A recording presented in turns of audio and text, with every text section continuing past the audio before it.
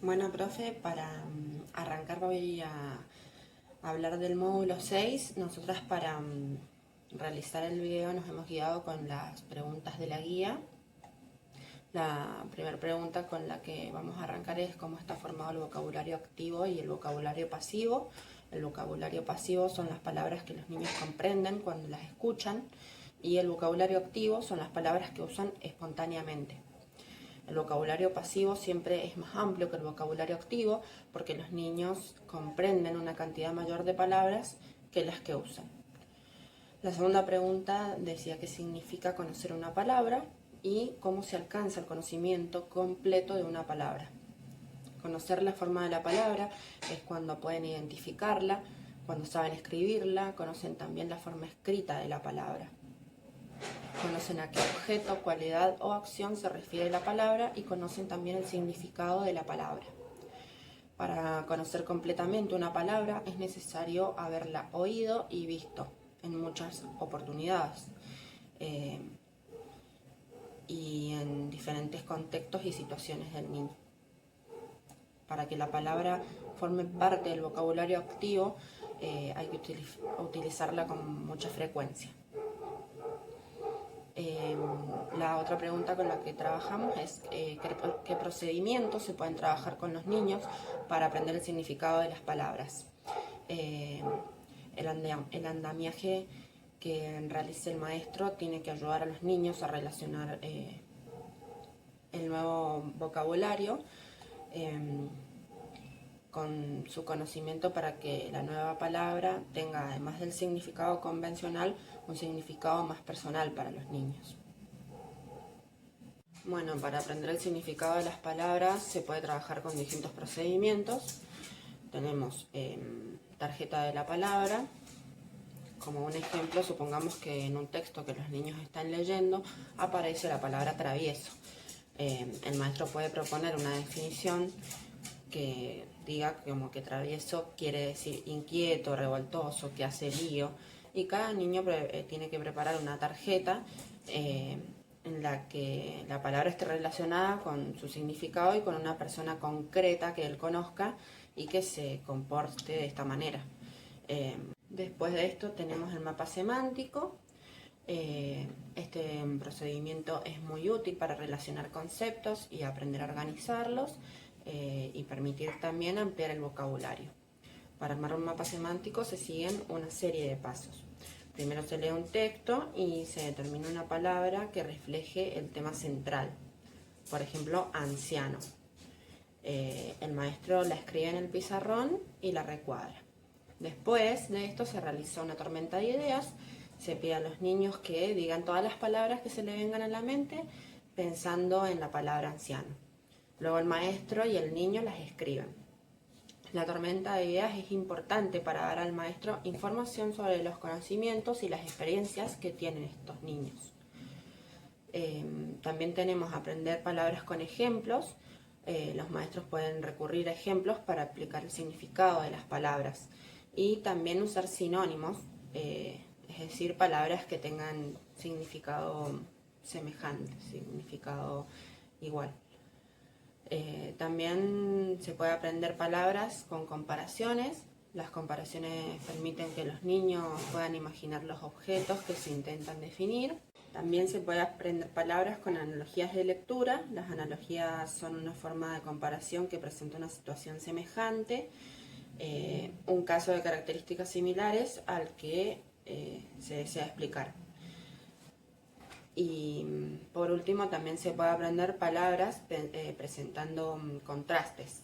El contraste también es un recurso útil para la comprensión del significado y consiste en proporcionar la palabra del significado opuesto, es decir, su antónimo. Luego, para comenzar el módulo 7, la primera pregunta con la que vamos a trabajar es qué son las inferencias y por qué son necesarias en la comprensión de los textos.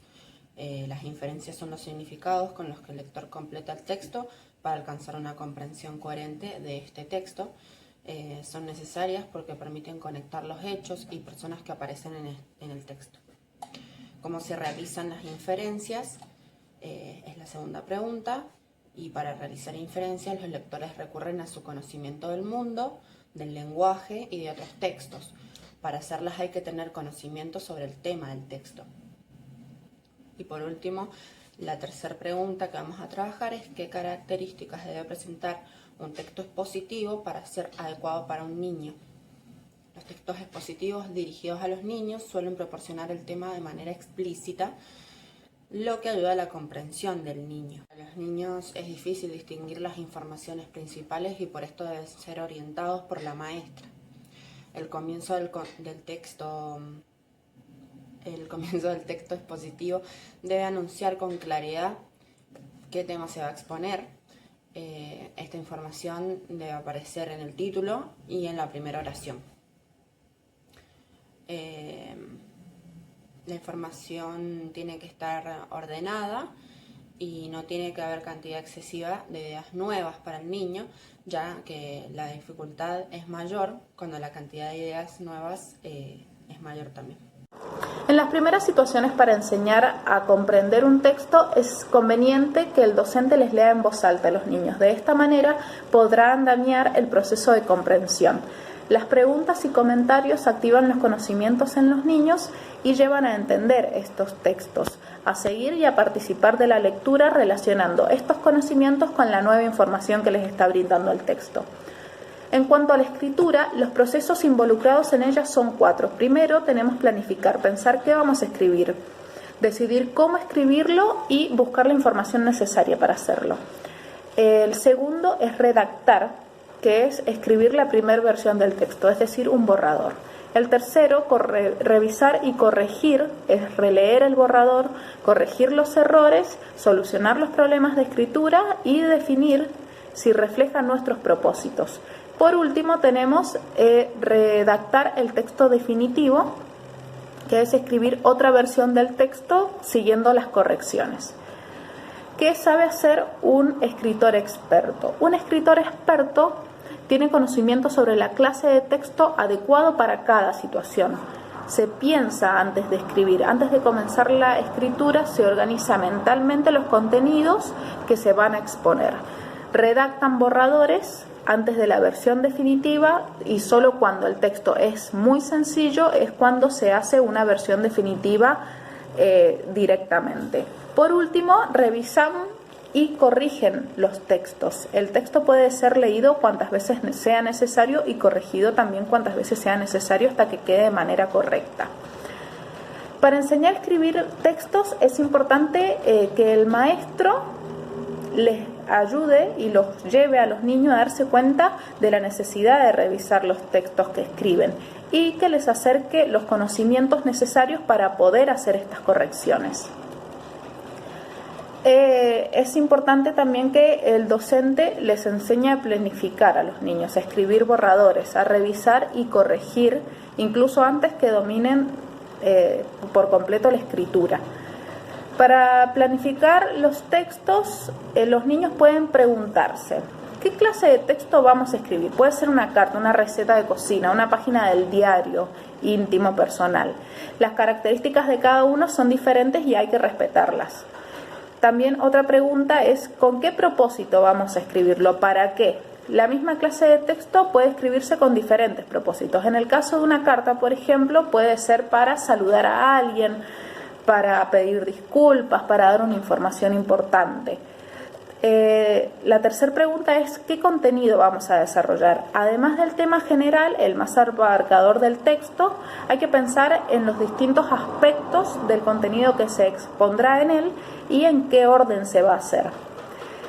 Por último, ¿a quién le vamos a escribir? Algunos textos, por ejemplo, como las cartas, tienen un remitente, una persona particular, es un receptor en concreto.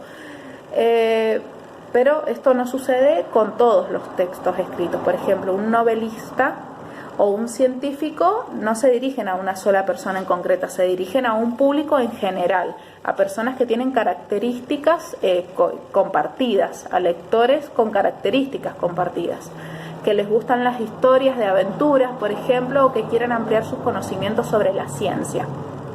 En este caso se escribe para una audiencia que hay que imaginar. Las situaciones de escritura que se pueden dar son 4.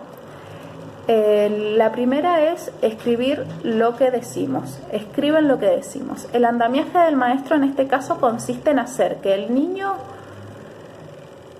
participe en la elaboración del contenido del texto, que el maestro irá escribiendo a la vista de todos. Es escribir en forma convencional. La escritura compartida, en estas situaciones el docente escribe junto a los niños. Los niños cumplen un papel más activo, ya que ellos también van a escribir, están escribiendo junto con el docente. La escritura guiada, el maestro no escribe por los niños ni con ellos, pero continúa colaborando con el contenido y la organización del texto, revisándolo y corrigiéndolo junto con los niños. Y por último tenemos la escritura independiente.